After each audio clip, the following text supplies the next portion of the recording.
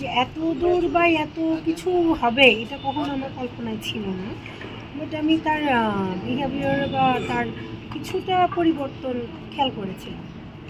আপনার পরিবারে কে কে আছে? আমার পরিবারে আমার বাবা, আমার মা, আমার আর 2 বোন আছে। এই ঘটনাকে কেন্দ্র করে ইতিপূর্বে কি আপনার সাথে আপনার হাজবেন্ড কখনো খারাপ বিহেভ বা এই ধরনের কিছু হয়েছে কিনা? খারাপ ব্যবহার মানে তিনি অসুস্থ, গুরুতর অসুস্থ, তিনি আমার সাথে সেরকম খারাপ ব্যবহার করেনি, কিন্তু তিনি বা তার পরিবার আমাকে মানে দোষারোপ করছেন, রিভিল করেছি কেন যে আমি তার স্ত্রী। আপু একটু জানতে চাই, আমরা জানতে পেরেছি যে আজকে সংবাদ সম্মেলন করার সময় বা সাক্ষাৎকার দেওয়ার সময় আপনার স্বামী এবং আপনার শাশুড়ি আপনাকে কল দিয়েছিল। আসলে তারা আপনাকে কল দিয়ে মানে কি বলেছেন? তারা আমাকে বলেছেন যে আমি কেন ক্যামেরার সামনে আসলাম, আপনারা কেন এসেছেন, আর আপনারা কেন আমাকে রিভিল করছেন, ইভেন আমি কেন সামনে আসলাম, আমি তার স্ত্রী, এই কথাটা আমার বলাটা ঠিক হয়নি, উচিত হয়নি। তো আমরা মানে জানতে পেরেছি যে আপনার স্বামী নাকি বলেছেন যে তুই মিডিয়াতে গেছস, তুই মিডিয়ার সিএম। এই বিষয়টা আসলে একটু মানে খোলাসা করবেন। মিডিয়াতে গেছি মানে উনি, এটা হচ্ছে আইনি, উনি আমাকে রিকোয়েস্ট করেছে আমি যেন কোনো মানে না নেই, তো ওই প্রেক্ষিতে উনি আমাকে বলেছে আমি যখন মিডিয়া এসে গেছি তাহলে আমার মানে আমার সাথে তার সব কিছু মানে শেষ করছেও না, বলছেও না, আমার মানছে। আপনি কি কোনো আইনি প্রক্রিয়াতে নিয়ে আছেন? যদি দেখি যে না পুরোভাবে কিছু, হ্যাঁ আমি আইনি প্রক্রিয়া যেতে যাচ্ছি। আপনি কি হাসপাতালে গিয়েছিলেন তাকে দেখতে? হ্যাঁ আমি হাসপাতালে গিয়েছিলাম। এখানে কোনো বাধা ছিল কিনা আপনার?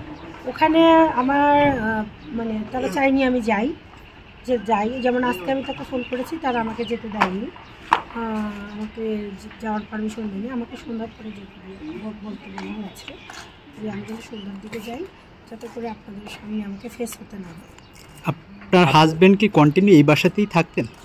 মাঝে মাঝে থাকতেন না, কিন্তু থাকতেন এই বাসাতে। কিন্তু রেগুলার থাকার পরেও আপনার স্বামী হাসপাতালে, এখন কেন আপনাকে হাসপাতালে যেতে দিচ্ছে না? হঠাৎ করে কেন এই মুডটা নিয়েছে? আমাকে যেতে দিচ্ছে না কারণ আপনাদের যোগাযোগ মাধ্যমে প্রকাশ হয়েছে যে মেহবুল হাসান নাসরিন ইফতি তারা স্বামী স্ত্রী মানে দম্পতি, সেখানে যদি নতুন করে আমি চলে আসি তখন সেই ব্যাপারটা অন্যদিকে মন নিতে পারে, বিধায় সে আমাকে যেতে দেওয়া হচ্ছে। আপনার শাশুড়ির সাথে কি আগে কখনো কোনো ঝগড়া ছিল? না, আমার শাশুড়ির সাথে আমার কোনোদিনও কোনো ঝগড়া ছিল না। এই ঘটনার পর আপনার শ্বশুর শাশুড়ির সাথে যোগাযোগ হয়েছে কি? মানে এই ঘটনার পরে হ্যাঁ আমার শাশুড়ি কালকেও আমার বাসায় ছিলেন, ওনাকে সাথে নিয়ে আমি হসপিটাল থেকে এই বাসায় এসেছি। ওনারা কি বলছেন এই বিষয়ে? ওনারা বলছে যে আমি কোনো কথা না বলি, চুপ থাকি, এবং ওনারা যেন এই ঘটনা মানে আমার হাজবেন্ডকে সুস্থ করার পরে তখন তারা একটা ব্যবস্থা নেবেন এই হিসাবে আমাকে আশ্বাস করেছে। আপনাকে এইখান থেকে হাইট রাখার মূল উদ্দেশ্যটা কারণ? হাইট রাখার ওই একটাই কারণ যে নতুন করে যেন কোনো আইনি জটিলতা সৃষ্টি না হয়, কারণ তারা একটা সিক্রেটের শিকার হয়েছেন, এই সিক্রেটের মধ্যে নতুন করে যেন কোনো আইনি বিষয় না চলে আসে বা নতুন কোনো প্রশ্নের সম্মুখীন হতে হয়, হয়তো এই কারণেই তারা এই ডিসিশনটা নিয়েছে। আচ্ছা, অপারেশন থিয়েটার ডক্টর কি বলেছিল হাসপাতালে যাওয়ার পর? ডাক্তার আমাকে জিজ্ঞাসা করেছিলেন যে আপনি কে, যখন আমি বলেছি আমি আমার স্ত্রী এবং লিগাল স্ত্রী, তখন উনি একটু কনফিউজড হয়েছে। কি বলেছে? তিনি কি বলবেন যে আপনি স্ত্রী থাকার পরেও উনি আরেকটা মানে আরেকজন ওয়াইফ দাবি করছেন, জিনিসটা কেমন হলো? এই ডক্টর যখন এই কথা বলেছে আপনি তার রিপ্লাই কি দিয়েছেন?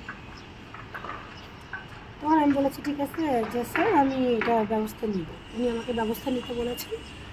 কত বছর চেনেন? আমরা 2 বছর আছি, 2 বছরে চিনতে হয়ে যাই। আচ্ছা, 2-3 বছর। যিনি স্ত্রী দাবি করছে উনি কি আসলে ওনার স্ত্রী? হ্যাঁ, অরিজিনাল স্ত্রী, এই অরিজিনাল স্ত্রী, 2টা বাচ্চা। ভালো আছেন? বুঝলেন, এই 2টা বাচ্চা, এই 2টা বাচ্চা ফুলটুসি মুলটুসি নাম। এই যে এমন একটি ঘটনা, আপনারা কিভাবে দেখছেন বিষয়টা প্রতিবেশী হিসেবে? প্রতি হিসেবে মহিলা তো ভালো লোক, ওনার স্ত্রী ভালো লোক? হ্যাঁ ভালো লোক।